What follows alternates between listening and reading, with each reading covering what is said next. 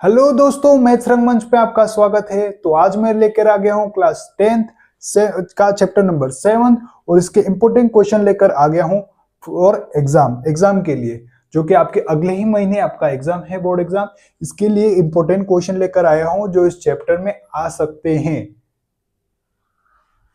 तो chapter number 7 का पहला इंपॉर्टेंट क्वेश्चन कौन सा है, देखिए।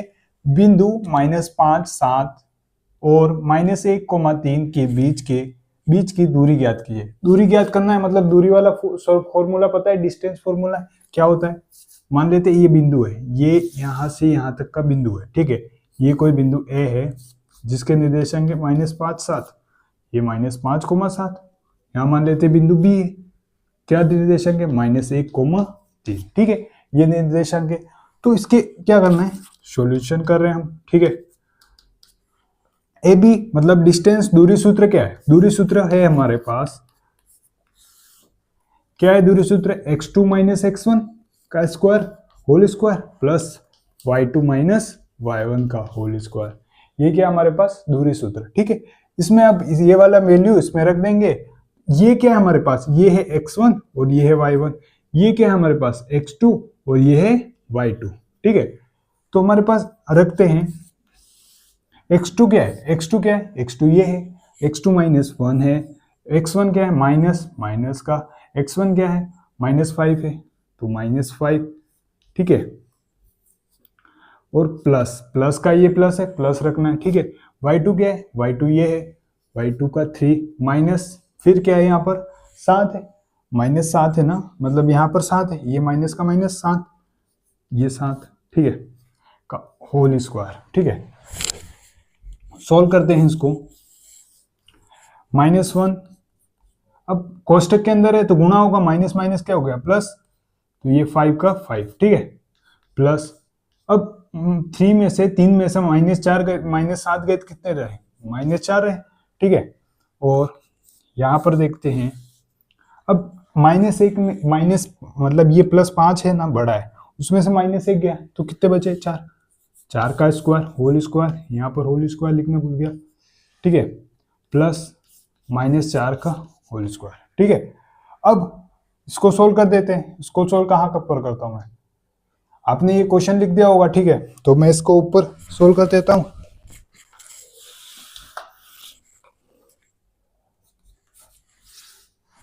चार का स्क्वायर कितना होता है 16, -4 है तो -4 का स्क्वायर भी कितना होता है 16। 16 और 16 को जोड़ते हैं तो कितने होते हैं 32। 32 को हम कैसे लिख सकते हैं, 32 को कैसे लिख सकते हैं, 32 को लिख सकते हैं ना 16 × 2। अब 16 किसका वर्गमूल होता है, 16 किसका वर्गमूल होता है, 16 4 का वर्गमूल होता है, ठीक है। तो ये इसका क्या हो गया, आंसर हो गया। ये हम बाद में इकाई लिख देंगे और ये हमारा क्या हो गया आंसर। अब ये 4 कहाँ से आया, तो 4 का वर्ग मतलब 16 होता है, तो अंडर रूट के बाहर निकलेगा ना 16, तो ये 4 हो जाएगा, ठीक है, क्योंकि 16 का वर्गमूल क्या होता है 4, इसलिए ये 4 √ 2 आया, ठीक है। तो इस प्रकार से हमने एक क्वेश्चन कर दिया है। ये क्वेश्चन आपका लगभग 99% आएगा। ये क्वेश्चन नहीं आएगा, मतलब इसमें वैल्यूज चेंज हो जाएगी, पर ऐसा क्वेश्चन आपका जरूर आएगा, ठीक है। तो देखते हैं अगला क्वेश्चन इस चैप्टर का इंपॉर्टेंट। तो चलिए दोस्तों देखते हैं अब चैप्टर नंबर 7 का दूसरा अगला इंपॉर्टेंट क्वेश्चन कौन सा है। तो एक क्वेश्चन आपको यहाँ पर लिखा हुआ मिल जाएगा, मैं डायरेक्ट सॉल्यूशन बता रहा हूँ आपको, ठीक है।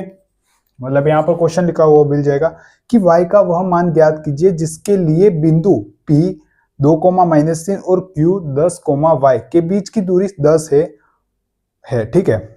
मतलब ये कोई दो बिंदु दिए हुए हैं, ठीक है, ये P है और ये Q है। इसकी वैल्यू है 2, -3, इसकी वैल्यू है 10, y, और इन दोनों के मध्य की दूरी कितनी है, दूरी PQ कितनी है 10 मात्रक, ठीक है। अब क्या कह रहा है, बस यही कह रहा है, इन बीच की दूरी ये है और इसकी वैल्यू निकालनी है, ठीक है। किसका मान निकालना है, हमें y का मान निकालना है, ठीक है। कैसे निकालेंगे देखते हैं, हम दूरी सूत्र का प्रयोग करते हैं। सॉल्यूशन कौन सा दूरी सूत्र का प्रयोग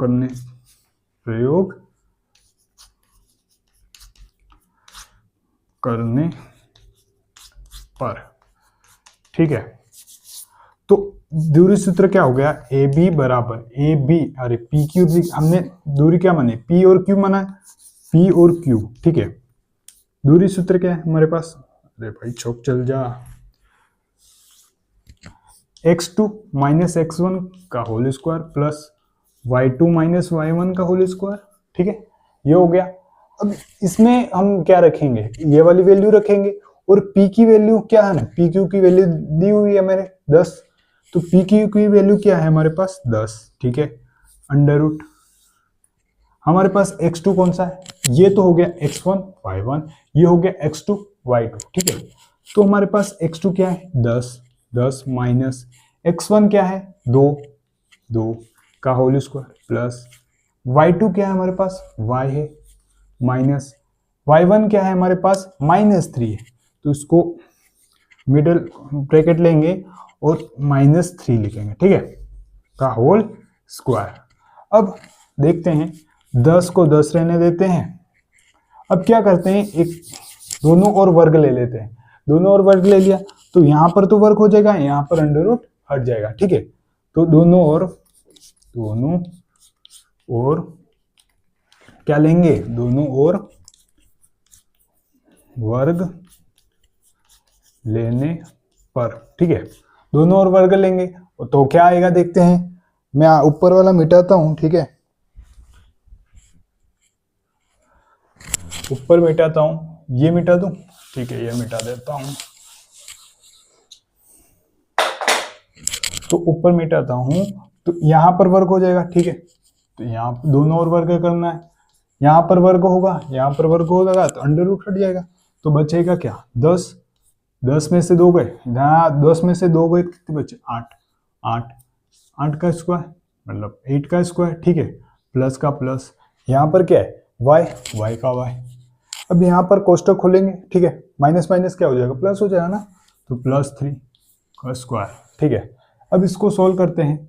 अब 10 का स्क्वायर मतलब 100, ठीक है, 10 का स्क्वायर मतलब 100, 8 का स्क्वायर मतलब क्या हो गया 64 प्लस, अब इसको सोल्व करते हैं। इसको कैसे सोल्व करेंगे, ये क्या है y, ये क्या है +3। अब ये इधर कौन सा फॉर्मूला लगाएंगे, हम लगाएंगे, देखो ये ऐसे आपको एग्जाम में भी ऐसे करके लिखना है कि आप कौन सा फॉर्मूला लगा रहे हो, ठीक है। तो हम लगाएंगे a square plus 2ab plus b square, ठीक है, a प्लस b का whole square, a plus b का होल स्क्वायर का सूत्र लगाएंगे, a square plus 2ab plus b square, ठीक है। तो इधर इधर रख देते हैं, a का स्क्वायर मतलब y का स्क्वायर हो गया प्लस 2ab, 2 का गुणा मतलब 2, a क्या है हमारे पास y है और b क्या है हमारे पास 3 है, प्लस b का स्क्वायर मतलब 3 का स्क्वायर, ठीक है, ये 3 का स्क्वायर। अब इसको मिटाता हूं मैं नीचे, आप उतारते जाना या बाद में वीडियो को स्टॉप करके उतार देना, ठीक है। y प्लस ये वाला हो गया, ये स्टेप लेते हैं 164 प्लस y स्क्वायर प्लस 2 3 से क्या होता है 6y प्लस 3 का स्क्वायर मतलब 9, ठीक है। अब 100 को हम इस साइड ले जाते हैं, ठीक है, 100 को इस साइड ले जाते हैं मतलब इधर क्या रहता है 0, तो 100 को इस साइड आ गया और यहाँ पर ये 64 और 9 कितना हो गए, 64 और 9 73 हो गए, और ये 100 जो है ना 100 इधर आते हैं, इधर प्लस में, इधर आएंगे तो कितने हो गए माइनस में हो गए, ठीक है। तो ये जो है ना 0 बराबर y square plus 6y minus 27 आ गया। कैसे आया, अरे भाई -100 में से 73 को घटाएंगे तो -27 नहीं आएगा क्या, आएगा ना, तो फिर लिख दिया मैंने। तो फिर ये जो है ना ये 0 के बराबर, मतलब हम इसको ऐसे भी लिख सकते हैं ना, ऐसे भी लिख सकते हैं ना, ये ऐसे लिख सकते हैं। तो ये क्या है द्विघात बहुपद है, ठीक है, द्विघात 2 घात वाली बहुपद बन गई, ठीक है। तो हम इसको सोल्व कैसे करेंगे भाई, इसके टुकड़े कर दो फिर सोल्व कर देते हैं। ये तो हमने आगे बहुत सीखा है आगे वाली क्लासों में। तो सोल्व करते हैं, ठीक है, सोल्व करते हैं। यहां तक आ जाते हैं, यहां तक यही इक्वेशन है, ठीक है। तो यहां पर लिखनी पड़ेगी ना, इसलिए y square plus 6y minus 27 is equal to 0। अब किसका गुणा करेगी 27 आ जाता है, ठीक है। अब 3 का गुणा 9 में करते हैं, 27 आता है ना।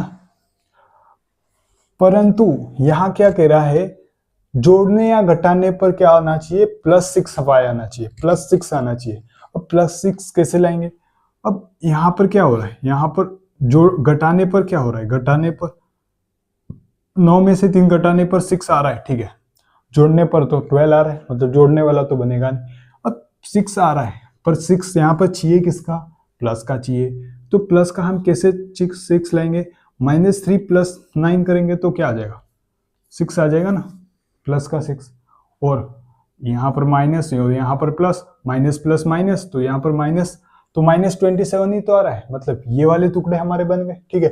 तो वाई स्क्वायर एक तो हो गया -3y, एक हो गया +9y, और -27 बराबर 0, क्योंकि इसकी जगह तो हमने ये टुकड़े लिए ना, ठीक है।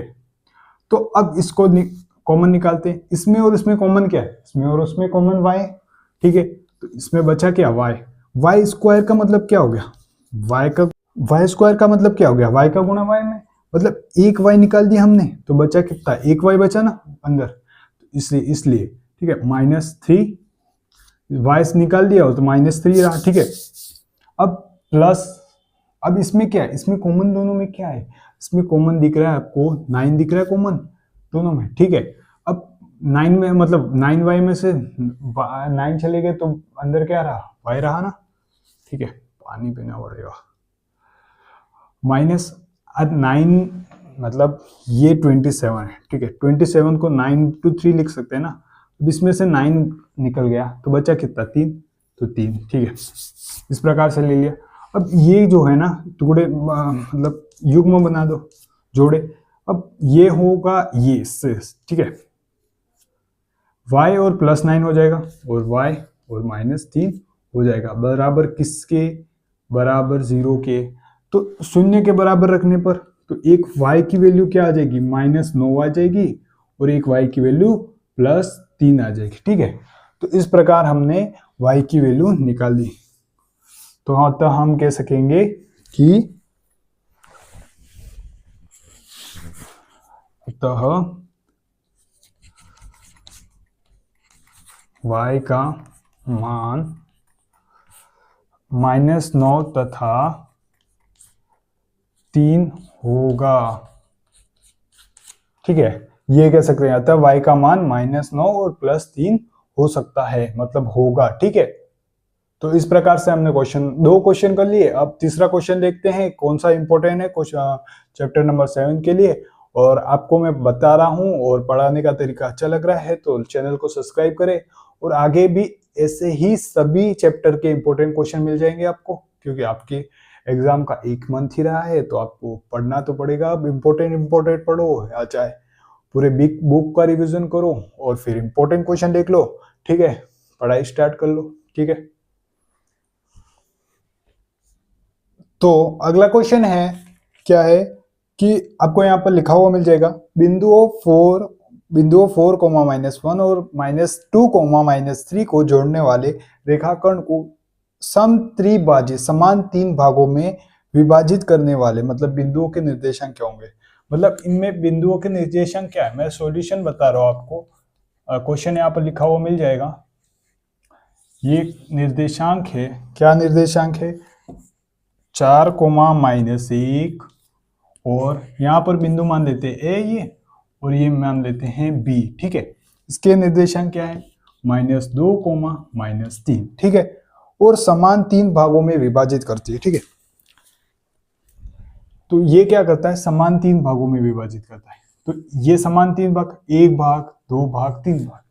हम इसके अब रेशो बता सकते हैं, अनुपात, क्योंकि यहाँ पर 2 है, यहाँ पर मतलब 1 और 2, एक और दो, और यहाँ पर एक ही भाग है तो एक भाग, ठीक है। यहाँ पर दो भाग है तो दो, यहाँ पर एक भाग है तो एक।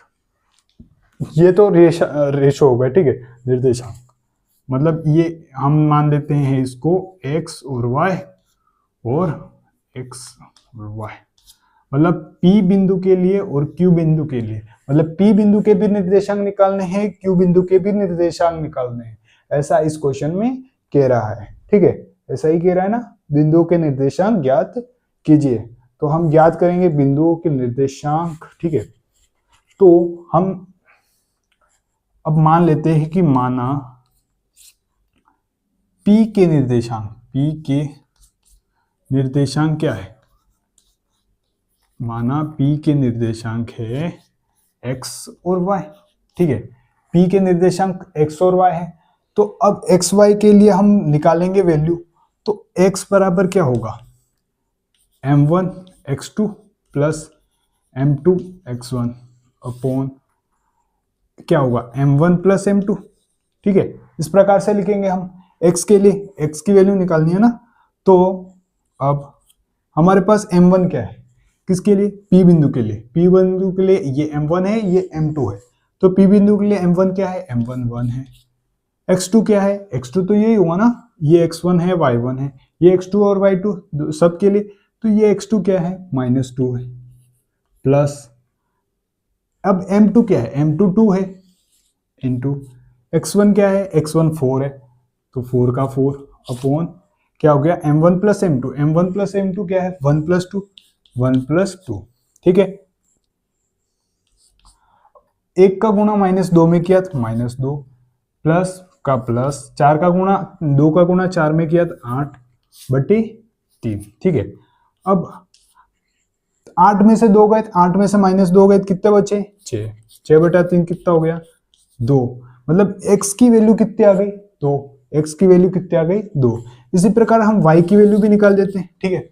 y की वैल्यू निकालने के लिए m1 y2 plus m2 y1, ये हमारा फॉर्मूला होता है ना, ठीक है। तो m1 क्या है, m1 क्या है, m1 1 ही है, ठीक है। y2 क्या है, y2 -3 है, -3, प्लस m2 क्या है, m2 2 है, 2, y1 क्या है, y1 -1 है, -1 अपॉन, अब m1 प्लस m2 मतलब क्या हो गया, मतलब 1 प्लस 2, 1 प्लस 2। सोल्व करते हैं इसको, कहां पर सोल्व करें, यहीं पर सोल्व कर देते हैं, ठीक है। 1 का गुणा -3 में किया, -3, प्लस प्लस आ गया क्या, प्लस माइनस क्या हो गया, -2 का गुणा 1 में किया तो क्या आ गया, 2 बटे अपॉन 1 प्लस 2 कितना हो गया, 3, 3, मतलब इसकी वैल्यू क्या आ गई, -5/3, ठीक है। इसकी वैल्यू क्या आ गई, -5/3। पी की वैल्यू आ रही है 2, -5/3, ठीक है। पी की वैल्यू आ रही है 2, -5/3, ठीक है। इस प्रकार से P Q value, we Q की वैल्यू आ रही है,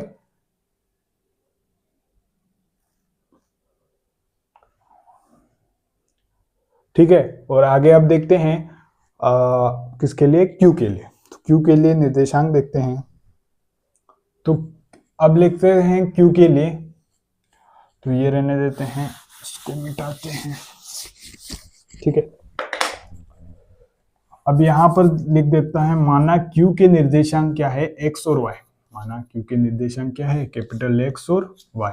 तो यहाँ पर लिख देता हूँ कैपिटल एक्स की वैल्यू निकालनी है और वाई की वैल्यू निकालनी है। तो एक्स की वैल्यू निकालने के लिए ये वाला फॉर्मूला होता है, अनुपात वाला सूत्र, ठीक है। तो m1 क्या है हमारे पास, m1, अब किसके लिए देख रहे हैं, क्यू के लिए। क्यू के लिए तो m1 m2 कौन सा होगा, ये वाला, ठीक है।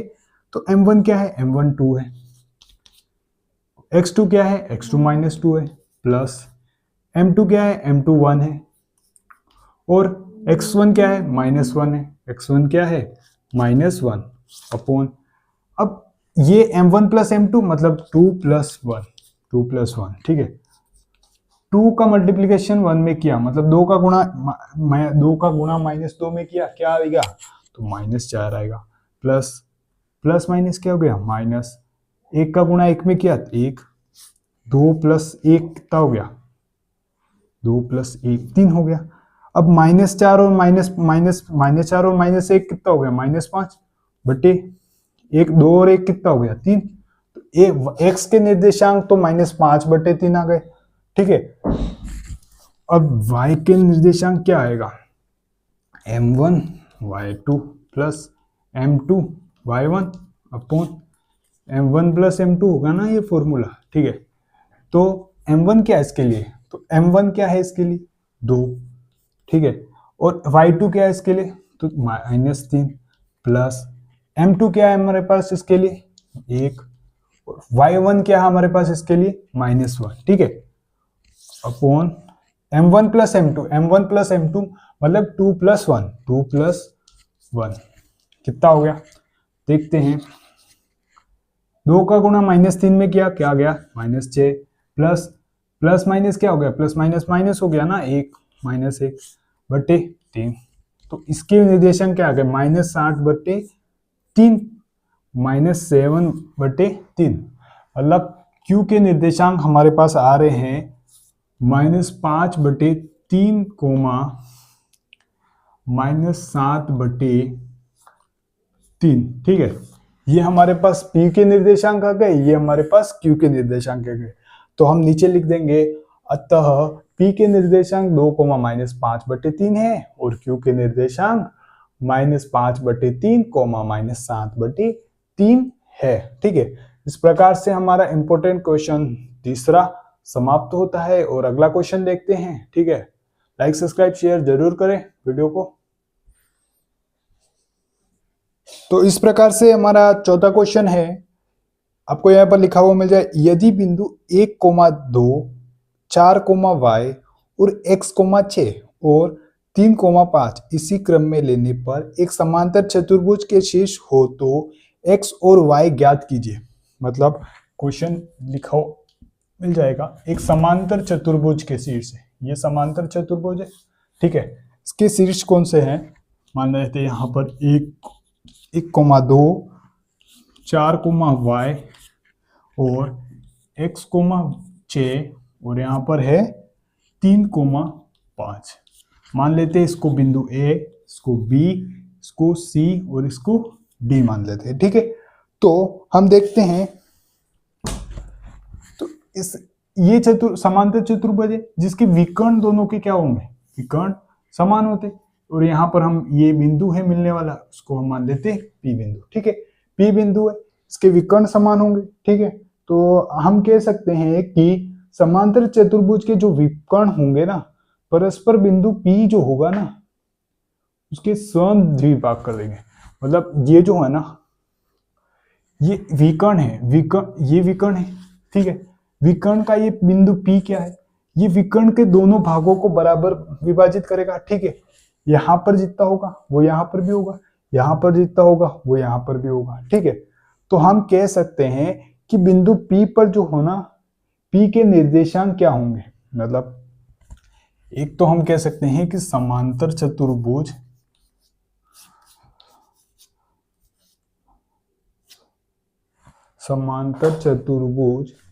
के विकर्ण जो होंगे ना परस्पर B बिंदु पर,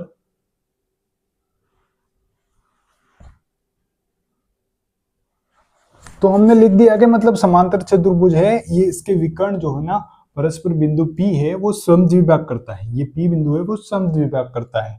तो हम कहते हैं कि P बिंदु के निर्देशांक, P बिंदु के निर्देशांक, ठीक है। अब P बिंदु के निर्देशांक मतलब x अक्ष पर, जो x पर होगा ना, P बिंदु के निर्देशांक क्या होंगे x पर, मान लेते हैं इसको कैपिटल X है, ठीक है। इसका जो ये है ना, ये और ये इसको जोड़ेंगे 3 + 4 और समद्विभाग करता है, मतलब अनुपात तो 1 और 1 रहेगा, तो इसके अपॉन में 2 आ जाएगा बराबर। ये किसके बराबर होंगे, ये वाला जो है ना वो इसके बराबर होंगे। इधर जो भी x की वैल्यू आएगी वो सेम ही तो आएगी। तो यहाँ है 1 प्लस x का x अपॉन 1 + 1 मतलब 1:1 ही है दोनों में, तो 2 होगा। इसको सॉल्व करते हैं, कैसे कि ये 3 और 4 कितने हो गए? 7। 7/2 बराबर क्या हो गया? 1 प्लस एक्स बटे 2। अब इस 2 से ये 2 तो कट गए, ठीक है। तो हम क्या कह सकते हैं कि x प्लस 1 बराबर 7 है। अब x ये प्लस 1 है, प्लस 1 को इस साइड भेज देते हैं, प्लस 1 को इस साइड भेज देते हैं तो 7 माइनस 1 हो जाएगा। x बराबर क्या आ गया? 6। x बराबर क्या आ गया? 6। मतलब x की वैल्यू तो 6 आ गई, ठीक है। x की वैल्यू तो 6 आ गई। अब y की वैल्यू इसी प्रकार देखते हैं, ठीक है। इधर मैं ले लेता हूं y, ठीक है, y के लिए। अब y के भी लिए इसी प्रकार करेंगे कि ये वाली y की वैल्यू है, इसको जोड़ेंगे, y प्लस 5/2, ठीक है, क्योंकि 1 प्लस 1 ही है अनुपात, ठीक है। m प्लस, यहाँ m का मान भी 1 है, m2 का मान भी 1 है, इसलिए, ठीक है। ये किसके बराबर होगा? ये जो है इसके बराबर होगा, मतलब 2 प्लस 6/2 के, ठीक है। तो यहां पर हम लेते हैं y प्लस 5/2 बराबर 2 और 6 कितने हो गए? 8। 8/2। इसका ये इधर से इधर कट गया, ठीक है। तो हम कह सकते हैं कि यहाँ पर y प्लस 5 बराबर क्या हो गया? 8। अब 5 इधर जाएंगे तो क्या हो जाएगा? 8 माइनस 5 हो जाएगा, क्योंकि यहाँ पर प्लस है 5 का, तो वहां जाएगा तो माइनस हो जाएगा 8 का, माइनस हो जाएगा ना 5। तो 8 में से 5 गए तो कितने बचे? 3। तो 3, मतलब यहाँ पर हम कह सकते हैं कि y की वैल्यू हमारे पास आती है 3। तो हम लिखेंगे लास्ट में, अतः x की वैल्यू 6 तथा y की वैल्यू 3 प्राप्त होती है। तो इस प्रकार से हमने चैप्टर नंबर 7 का चौथा क्वेश्चन इंपोर्टेंट कंप्लीट कर दिया है। एक और लास्ट क्वेश्चन इंपोर्टेंट है, जो मुझे लगता था इंपोर्टेंट है, वो हमें एक लास्ट क्वेश्चन भी है, वो बताता हूँ आपको, और चैनल को सब्सक्राइब जरूर करें, ठीक है। लास्ट इंपोर्टेंट क्वेश्चन है कि यदि ए और बी क्रमशः -2, और 2, -4 हो तो बिंदु P के निर्देशांक ज्ञात कीजिए। मतलब ये है, क्या है ये क्वेश्चन है, एक के निर्देशांक -2, ठीक है, इसके निर्देशांक 2, -4। मतलब ये जो है ये A है और ये P है, कहता है। तो P के निर्देशांक ज्ञात कीजिए ताकि AP जो है, AP क्या बता रहा है कि AP बराबर है 3,7 AB, ठीक है, और रेखाखंड AB पर स्थित हो। तो हमें P के निर्देशांक मान लेते हैं, यहाँ पर P बिंदु है, इसके निर्देशांक निकालने हैं, ठीक है। हम P बिंदु है, P बिंदु के निर्देशांक मान लेते हैं x है और y। अब अनुपात कैसे निकालेंगे? तो ये हमें एक हिंट दिया हुआ है, ठीक है। तो इसको हम देखते हैं, सोल्व करते हैं। मतलब AP जो है, AP ये AB है ना, AB का 3/7 भाग है। मतलब AB पूरा कितना है, समझ लो, AB पूरा कितना है? 7 है। यहाँ तो A इस प्रकार से लेते हैं, ठीक है। AB इधर आ गया, ठीक है, और AP इधर। AP क्या है? AP 3 है। AP क्या है? AP 3 है, और AB क्या है? 7 है। मतलब A से B तक 7 है। मतलब अब A से B तक 7 है, 7 में से 3 गए तो P भी आएगा। तो P भी क्या आ गया? 7 में से 3 गए तो 4। मतलब इसका अनुपात M1 क्या आ गया? M1 हो गया 3 और M2 हो गया 4। इस प्रकार से हम ये निकालते हैं, ठीक है। अब हम निकालते हैं P के निर्देशांक। हम निकालते हैं बिंदु P के निर्देशांक। कैसे निकालेंगे? तो x के लिए m1 x2 plus m2 x1 होगा, m2 x1 upon m1 plus m2। अब m1 x2 हमारे पास ये है x1, ये है y1, और ये है x2 और ये है y2, ठीक है। तो m1 क्या है हमारे पास, 3 है, 3। x2 क्या है, x2 2 है, 2 प्लस m2 क्या है हमारे पास, 4 का 4 गुणा x1 क्या है हमारे पास, x1 का आ गया, x1 -2 है, -2 का -2 upon m1 plus m2, m1 plus m2 3 plus 4। ठीक है, सॉल्व करते हैं इसको। 3 2 जा 6 प्लस माइनस क्या होगा, -4 2 जा 8 होगा, और अपॉन में क्या आ जाएगा, 3 प्लस 4 कितना होगा, 7। ठीक है, और 6 में से -8 गया तो -2 रहा। ठीक है, अपॉन 7। तो क्या हो गया, -2/7 हमारा किसकी वैल्यू आ गई, x की वैल्यू। ठीक है, हमारे पास इस x की वैल्यू क्या आ गई, x की वैल्यू आ गई है, x के निर्देशांक है x, मतलब x की वैल्यू है -2,7। अब इसी प्रकार हम y की वैल्यू देखेंगे तो y क्या आता है। ठीक है,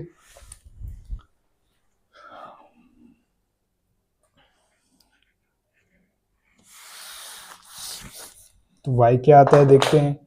तो y के लिए m1 y2 plus m1 m2 y1 upon m1 plus m2। ठीक है, अब हमारे पास m1 क्या है, हमारे पास इसमें m1 क्या है, m1 दिया हुआ 3, y1 के y2 क्या है -4 प्लस m2 क्या है, m2 4 है, 4 इंटू y1 क्या है हमारे पास, y1 है -2 तो -2 अपॉन क्या आ गया, m1 प्लस m2 मतलब 3 प्लस 4, m1 प्लस m2 मतलब 3 प्लस 4। ठीक है, तो 3 4 जा 12 -12 प्लस माइनस क्या हो गया, -4 2 जा क्या हो गया 8, और 3 और 4 कितने हो गए 7। तो ऐसा करते हैं, -12 और 8 कितने होते हैं, -20 अपॉन 7। ठीक है, तो y के निर्देशांक क्या आ गए, -20/7, -20/7।